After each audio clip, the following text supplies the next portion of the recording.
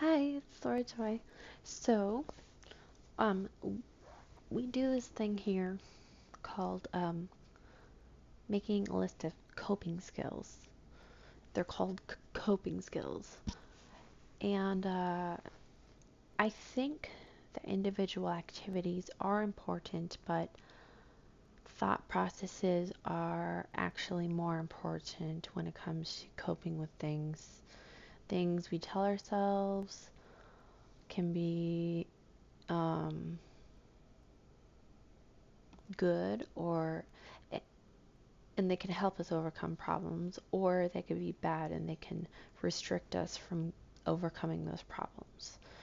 So, what I tell myself is what I end up doing. It's like what I tell myself to do. Because we have a command over ourselves. And it's almost like it's two people. One has command over ourselves and one is ourselves, but it's like we're the person telling ourselves this and that. And the command part is like our conscience, I think. Um, or it should be the part of us that realizes the morals and the beliefs and the ideas that we like and we agree with and we are and we do and all that. But an example or some examples of coping skills are so let's say you hit your hand on the doorknob. Instead of telling yourself, like, oh, I'm a stupid person, I hit my hand on the door, you don't have to say, I made a mistake and I'm a horrible person for that. That's not okay to do. Because that's beating yourself up. That's tearing yourself down. You gotta tell yourself,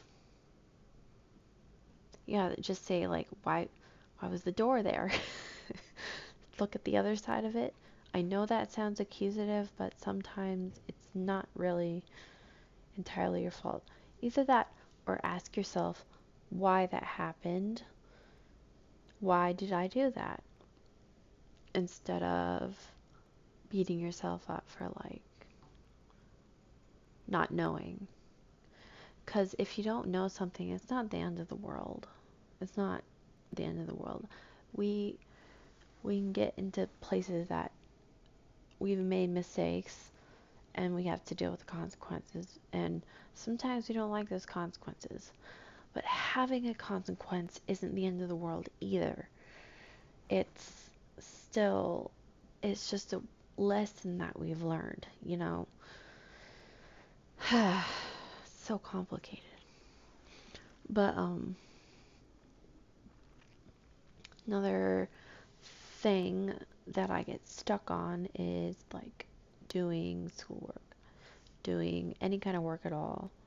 I like to lay in my bed, sleep all day, and not pay attention to anyone or anything. That's what I want to do. I can't do that though. I feel sick to my stomach when I do that because I'm not doing anything. I'm not being productive. I'm not staying awake, and I get into a panic state actually when I like sleep all day. But that's beside the point. The point is, what was the point? um oh gosh, I lost my train of thought. The point is you don't have to beat yourself up. I think I need to rewatch this to get that thought back. Anyway, oh, doing schoolwork. There we go. Doing schoolwork. That was my pointer finger, by the way. Um, so I can have mental blocks for doing certain things because I'm like, oh, this is too hard. There's too much going on. And sometimes moms do that. Sometimes they say, oh, there's too much going on. They panic everyone. They get into a panic and they just like go all over the place. And it's like, stop. It's not that hard. You can get through this one step at a time. Like, say it's not that intimidating. It's drawing something is lines. Just copy the line. You don't have to do it. You copy it. Because a lot of what we learn is mimicking things. So it's like, it's not that hard. Someone else already did the work. Recognize where someone else did the work, and then give yourself the easy way out. The easy way to do it is a way to get yourself to do that without overloading yourself with anxiety and fear that you're not doing it right. Because you don't have to do it right. Okay, schoolwork, there's no right and wrong. A lot of things they say, this is right and this is wrong. That's not true. A lot of what you think is just the way you perceive it. And a lot of what they think is the way they perceive it. So what you're actually learning is how to guess at what someone else is thinking. That's what you're learning when you learn from someone else. So if I'm learning content for myself, what I'm trying to get to is the truth that is relevant for multiple different people. It has to be 2 or 3 people saying the same thing for it to be true for those 2 or 3 people. And sometimes that's not the case, but for the most part, a truth is a truth because everyone agrees on it. But a truth is also like a fact about something. Man, that's hard to explain. But that fact about something, the way we describe it is it can be different for different people. We can describe something differently. 3 people can describe something differently, but the context of what they're saying is like the same thing. But they can still argue if they choose to. They can still say, I'm right, you're wrong. But because there's like differences between words of what they would say. But it's not right or wrong. It's just different ways of phrasing the same thing. When you're trying to get to the truth, you're trying to get to the central idea, the tonic idea of what everyone is saying. And you want to simplify the words so that they're not like elaborate, extravagant, and intimidating and too much. You want to get to the simplest form of that sentence to find the truth, I think.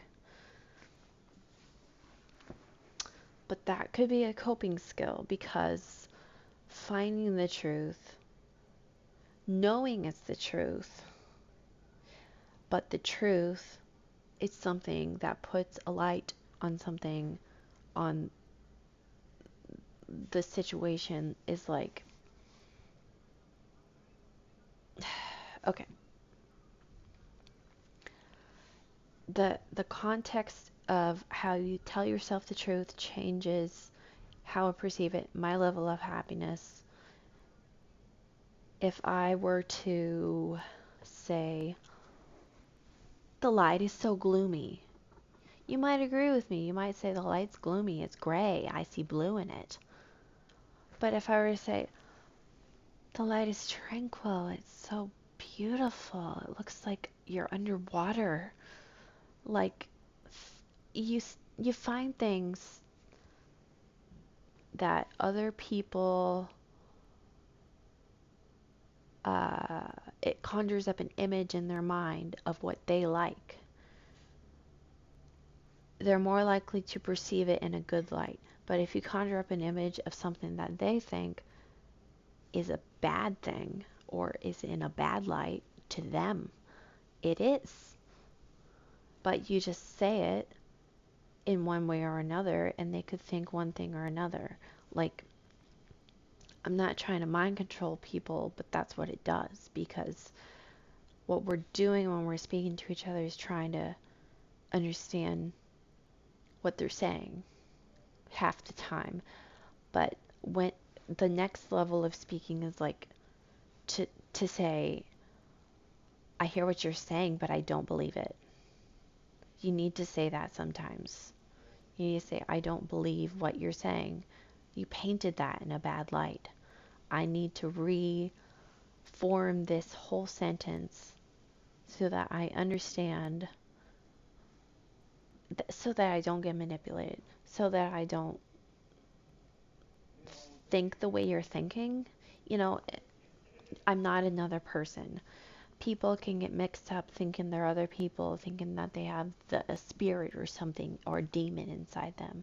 But it's actually, they understood, they're being manipulated by the context of what someone else said, and they're thinking that they don't have control of their own mind, they don't have control of their own thoughts. So I just don't think that you can say there is no cure for this, there is no cure for that, because it's just the end of the, when it comes to thoughts, there is no cure for this, there's no cure for that. Mind thing, no, that is not true. The mind can change based on the people you're around, the places you are, the way you're treated by other people. You can be living in the past and think that you're still living there and assume that other people act the same way that other people act, and you influence them to act in that way, but they still can change that. They still can recognize that and say, I am not that person. Stop thinking I'm that person. When it comes to your mind, we control things with our mind, and just, I think psychiatrists and people like that don't want to let us know that our minds are that powerful, that they can influence other people like that. But yeah, more coping skills I might come up with in other videos, but anyway, thanks for listening. See ya.